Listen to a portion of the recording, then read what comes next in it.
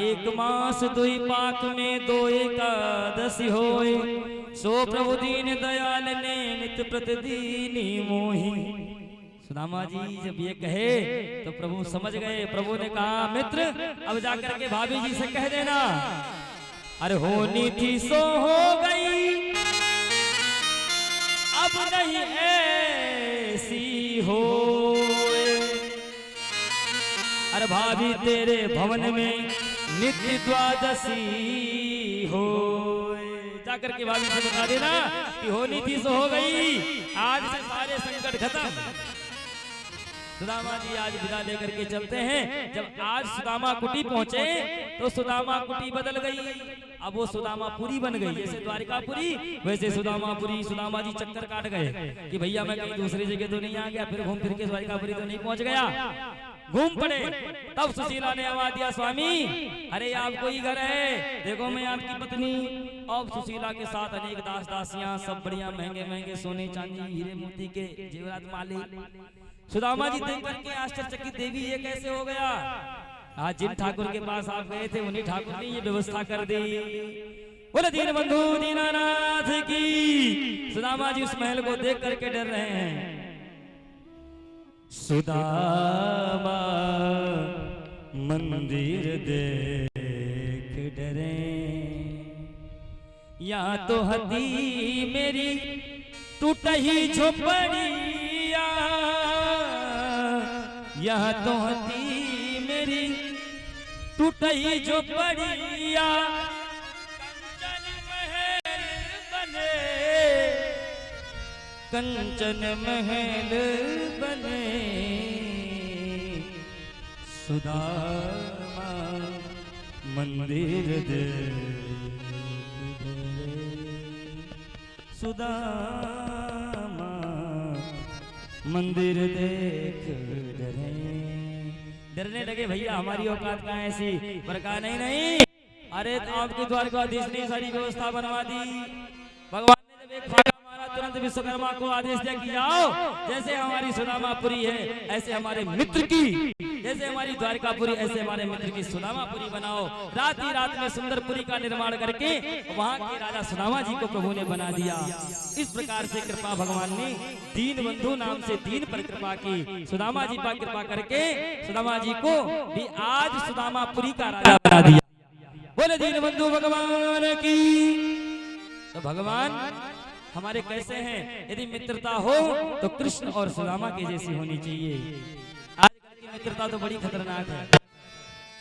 आजकल तो स्वार्थ की मित्रता रह गई। स्वार्थ खत्म तो मित्रता खत्म। पर स्वार्थी लोग बड़े खतरनाक होते हैं। माई बाप एक बात हमेशा याद रखना, यदि आपको मित्र बनाना है तो प्रभु को बनाओ, दोस्त बनाना है तो प्रभु को बनाओ, पति बनाना है तो प्रभु को बनाओ, पुत्र बनाना है तो आपके सामने जो गोपाल जी बैठे हैं इनको साधारण मूर्ति मत समझना, ये साक्षात भगवान गोविंद हैं। जो जिस भाव से इनकी पूजा करता है गोविंद उसका भंडार उस हिसाब से भरते हैं। बोलो राधे राधे। सुखदेव जी कहते हैं, राजन अब बताओ और कुछ सुनना चाहोगे? कहा महाराज जैसे भगवान का नाम दीन बंधु है वैसे वो करुणाकर हैं। कितना सुंदर स्वभाव है। प्रभु ये नहीं देखते कि आप अमीर हो गरीब हो, आपके पास धन है कि नहीं है। भगवान ये नहीं देखते आप किस जाति के हो। भगवान ये नहीं देखते कि आप ब्राह्मण हो, क्षत्रिय हो, शूद्र हो, वैश्य हो, किस जाति से हो, ये नहीं देखते। जाति पात पूछत नहीं को, हरि को भजई सो हरि को हो। भगवान को जो भजता है वो भगवान का परम प्रिय बन जाता है। भगवान जब अपने भक्त को दुलार करने पर आते हैं तो भिरनी का झूठ भी भगवान ने पा लिया सबरी का। इसलिए यदि आपके अंदर भाव रहेगा तो आपके भवन में गोविंद अवश्य पधारेंगे। बोले गोविंद भगवान की। सुखदेव जी कहते हैं, राजन इस प्रकार से भगवान ने तीनों पर कृपा की। आगे एक दिन भगवान के ही वंशजों ने 4-5 ग्वाल बाल मिलकर के एक ग्वाले को बढ़िया सुंदर स्त्री बनाया। सांब को बढ़िया स्त्री बना करके पेट में एक मूसल बांध करके कड़ाई बांध करके लेकर पहुंच गए। और कुछ ब्राह्मण देवता पधारे थे भाई, नदी के तलेटे पर किनारे, समुद्र के किनारे लेकर के पहुंच गए। उपहास करने लगे, महाराज आपकी जय हो। देखो देखो ये नई नई बहू अभी आई है, जरा महाराज आप जानकार हो तो देख करके बताओ इसको बेटा होगा बेटी। अब जितने महात्मा रहे सब अपना अपना ध्यान लगाएं, पर वहां तो आर्टिफिशियल मामला, ध्यान ही नहीं आए महात्मा के। महात्मा ने कहा देखो बेटा मजाक मत करो, भाग जाओ यहाँ से, ऐसा नहीं करना चाहिए तुम्हें। पर मानने वाले नहीं हैं। कहा महाराज यदि पता है तो बताओ, नहीं तो ये नकली साधु बनकर कुछ घूमना छोड़ दो। उसी सभा में बैठे थे महाराज दुर्वासा ऋषि जी। दुर्वासा ऋषि को क्रोध आ गया और बुलाया, हे बच्चों इधर आ जाओ, पूछो क्या पूछना चाहते हो। कहा महाराज ये अभी नई नई कन्या हमारे घर में आई है, जरा ध्यान करके बताओ कि इससे जो बेटा होगा या बेटी, इसके गर्भ में जो पल रहा है क्या होगा।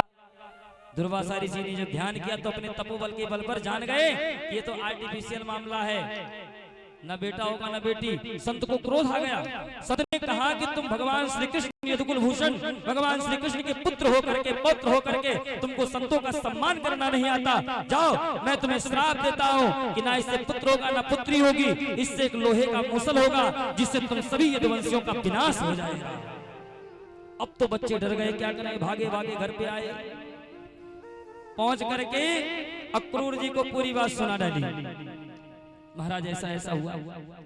अच्छा उन्होंने भी सोचा, उग्रसेन जी को बताई तो उग्रसेन जी ने कहा भाई देखो द्वारकाधीश तक ये बात ना पहुंचे, नहीं गड़बड़ हो जाएगी। एक काम करो बच्चों, इसको जाओ पीस करके समुद्र में ही फेंकवा दो। पेट जब खोला तो सच में लोहे का मूसल निकला। बच्चे सब लेकर के गए, उसका चूर्ण बना करके और समुद्र में फेंक दिया तो एरका नाम की घास वहां उत्पन्न हो गई, कटी हुई धारदार। एक दिन भगवान के ही वंश के जो पुत्र पौत्र थे, इन्होंने मदिरा पान किया। मदिरा पान करके पहुंच गए और एक दूसरे को बाता कहानी में झगड़ा करने लगे। धीरे धीरे वो लड़ाई महाराज इतनी भयंकर बन गई कि सब आपस में मारकाट चालू कर दिए। वही घास उखाड़े और एक दूसरे को मारना काटना प्रारंभ कर दिए। तो जिसको वो घास लगे उनका काम ही खत्म हो जाए। सब एक दूसरे को ऐसे करते करते महाराज समस्त समाप्त होने लगे। इधर भगवान को पता चल गया कि अंतिम समय आ गया है। भगवान ने उद्धव जी को बुलाया और ज्ञान कराया कि देखो हमारा धराधाम छोड़ के जाने का समय हो गया है। जाओ द्वारिकापुरी में और द्वारिकावासी से बता दो कि समुद्र में द्वारिका विलय होने वाली है, इसलिए द्वारिकापुरी को छोड़ करके कहीं बढ़िया दिव्य स्थान पर चले जाए। आज प्रभु उद्धव जी को लेकर के पहुंच गए और एक पेड़ पर बैठ गए, लेट गए, एक टांग के ऊपर एक टांग रख करके।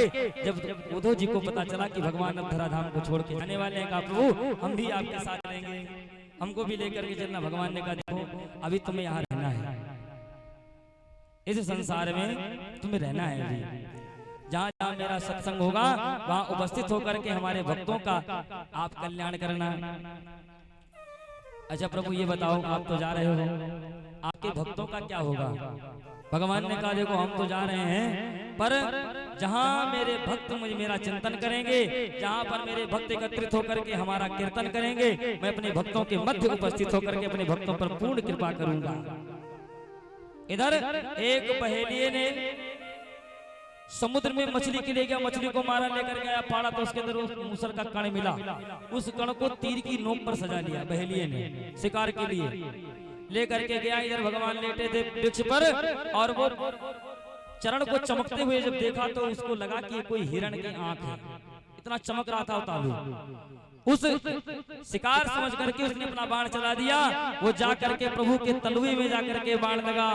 जो दिव्य की दृष्टि हुई, जोरदार धमाका हुआ, एकदम उजाला हो गया, सब चकाचौंध हो गए। दौड़ करके वो आया बहेलिया, भगवान को जब देखा तो चरणों में गिर गया। प्रभु उनसे बहुत अपराध हो गया, हमें क्षमा कर दो, बहुत बड़ी गलती हो गई। भगवान ने उठाया, इधर आओ, तुमसे कोई गलती नहीं, जो तुमने किया मेरी इच्छा से किया है। हमारा और तुम्हारा बदला पूरा हुआ। कारण कौन ना तुम मारा, मैं बैरी सुग्रीव प्यारा। इसलिए हमारा तुम्हारा हिसाब किताब पूरा हुआ।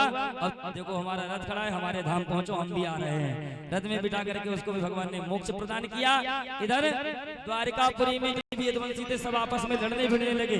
मात बचे 56 करोड़ में 4-5, ऐसा भागवत में आया है। 4-5 यदुवंशी बचे, जिनसे आज हमारा ये यदुकुल यदुवंश प्रारंभ हुआ। आजकल जो यदुवंशी हैं आप सब जो हैं उन्हीं 4-5 से उत्पन्न हैं। भगवान आज